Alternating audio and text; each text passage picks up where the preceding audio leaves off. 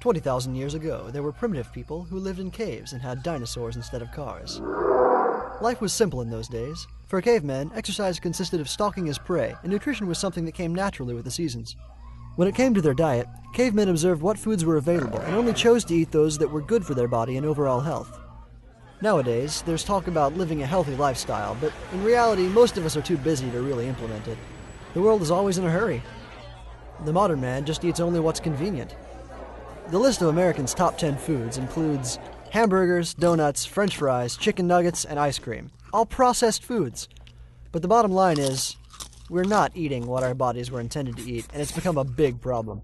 In fact, we eat so many unhealthy foods that obesity in adults has increased by 60% in the past 20 years. Dr. Jack Kruse didn't want to be just another statistic, and he was tired of watching giant cheeseburgers attack the people around him. He knew that there had to be a better way, a healthier way of life. Jack began thinking and researching about the neuron pathways in the brain and how they directly affected weight loss. He came up with a plan to change his lifestyle in an effort to live an optimal life. He tested the plan on himself. It worked so well that in 3 months, Jack lost 77 pounds. How did he do it?